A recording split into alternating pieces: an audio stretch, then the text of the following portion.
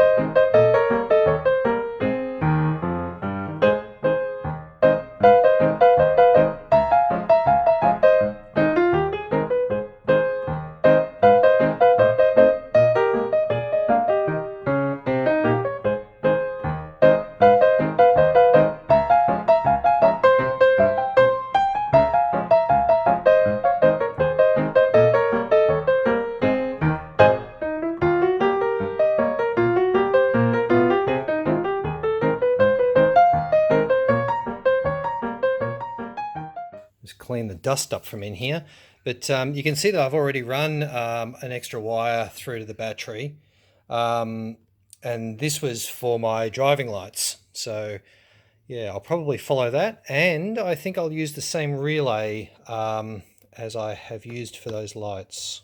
The next thing we've really got to do is get the old grips off. So I'll take the bark busters off, which are not bark busters, but the hand guards off, and yeah, get this off. Okay, well, I took the left hand one off first, and holy moly, this is not easy. I ended up cutting it into the two halves, and it was basically completely bonded. Well, there's some sort of glue.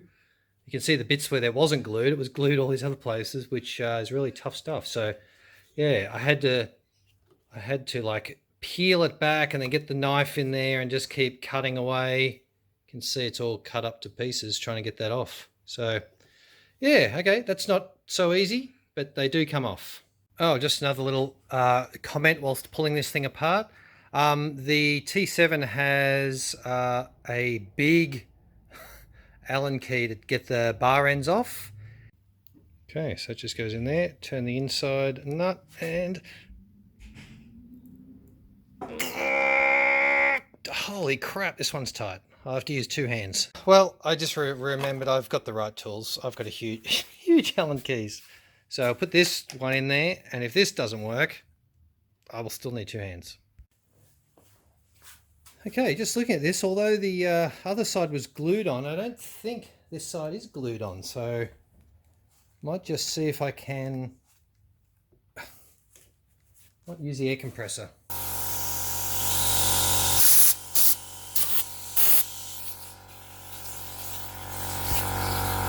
So at this stage, I'm going to fit the grips on. So what comes in the box is the grips with this wire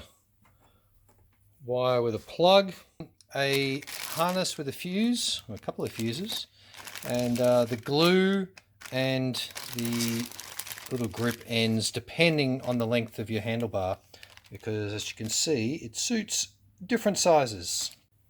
Okay, what I'm actually going to do is I unplugged the grip and just do a little dry fit. Just slides on here nicely, but obviously it needs the glue to hold it in place. So just making sure that it will fit and which direction this wire should be. It's going to be back out here somewhere. And yeah, I'll put a dab of glue on there and put that on.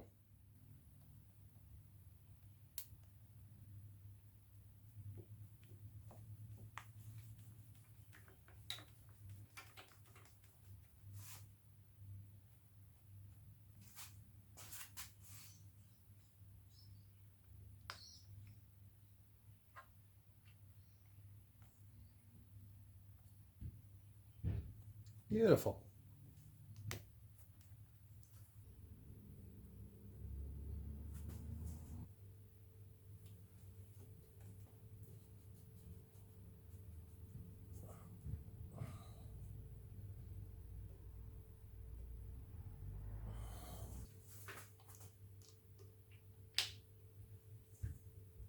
Okay, adventurers, before I start putting this thing back together, let's show you where the wires go, and should be fairly straightforward, but it might be a bit hard to film. So, under the switch, so here's our on-off buttons or temperature up-down buttons. We have this wire, which is cable tied onto the main switch block wire.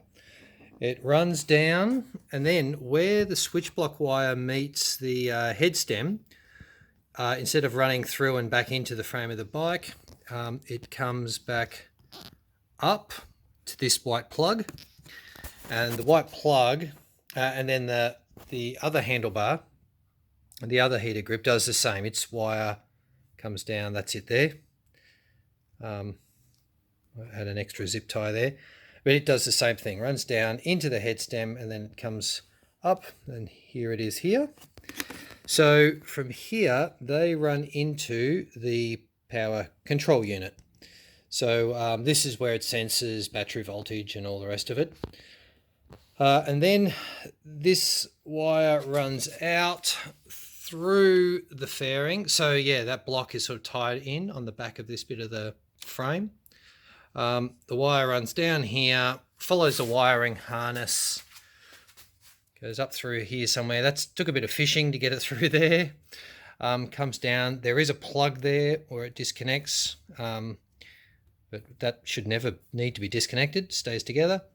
Wire runs down with this group of wires, follows through here, and then it gets this one here, right? So it just comes to the battery. Now normally there's a positive and negative, which can just go to, you just get a red and a black one of these, and they just go to the battery terminal. So that way your heater grips will be wired permanently, and you can turn them on and off even when the bike's turned off. So the box that I showed you in there, that has a sensor in it, and when the battery voltage gets down to 11.5 volts, it will auto turn off. I don't really like that idea. In case it gets a bit less than 11.5, or 11.5 is not enough to start the bike, whatever. I'll just rather this never be able to be turned on when the bike is switched off. So at this end, I'll still have the negative terminal to the bike, but the positive one, I've cut off the little loop, and I've wired it into here. Here I have a relay. So this is obviously the power. I was just saying that we're getting power. And so this one here connects straight to the battery via a fuse, straight to the battery. So that's the path of our current. And of course the relay that disconnects these two unless these two are connected. These two run off, and I'd wired these previously because this, as I said, there's two wires here. The other one is to my driving lights. So the driving lights can't be switched on without the ignition on. So yeah, that runs back there, and it actually runs up the side of the bike to this switch here. This is actually just normally a blank, and it is it's on the right hand side of the bike, and it is for connecting things like heated grips. So when your ignition's off, this power is off.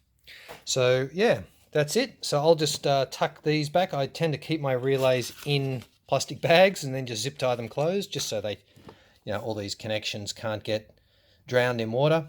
And yeah, I'll wire this back up and we'll see if it works. Okay, it's all wired up again. There's my little rat's nest, all good.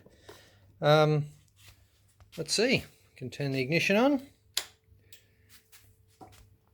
And, oh, seems I'm out of fuel. Anyway, this one, blue, green, orange, red, extra red, off. There you go. And if I turn the ignition off, and I press it, nothing. Perfect. Exactly what we want. A slight change of plan on these heated grips. I just moved this box, so everything's the same as before. I just moved this box, instead of being on the inside there, I've put on the inside the fairing here, because in there it will touch the fork leg. So yeah, put it in here behind the fairing. That's rock solid. Same thing, wires just run through there and plug in. They're all out of the way. And this one, yeah, just tucks in behind the fairing. Safe and secure. Well, hey adventurers, let's test out these heated grips. So it's now 11:39 and I'm about to make sure I don't get run over. Let's turn these things on. We'll turn them on to high.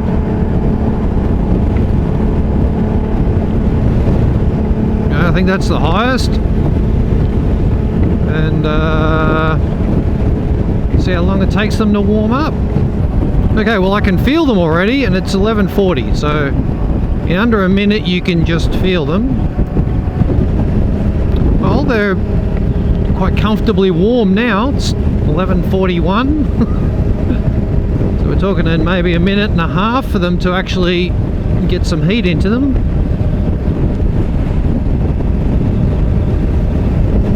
Well, they're feeling pretty hot now, so I would say without, the temperature outside is not that bad today. But yeah, they're really hot. It's 11:45, so I've given them a good, what are we up to, a bit over 5 minutes, and yeah, they're certainly filtering some heat through these gloves now. So yeah, they work. I'm happy. I've got heated grips. They're neat and tidy. No control box on the dashboard. Just a little one-click button that cycles through the temperatures. I love them. Catch you later.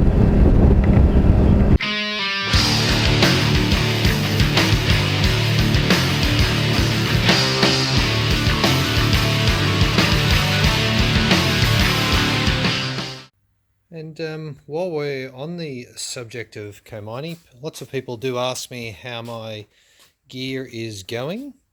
And yeah, I use it pretty much every day. And it's been, how long has it been? Close to 2 years. And yeah, it's working perfectly. Every zip still works fine. In fact, all the Velcro's even still pretty good. Yeah, it's I don't know, I was just looking for any corrosion on the buttons or anything, but yeah, it's all good. All the zips work. The only thing actually is on the back. Somehow, these little holes, I lost one. So besides, that's a drain hole for that back pocket. So besides that, yeah, it works.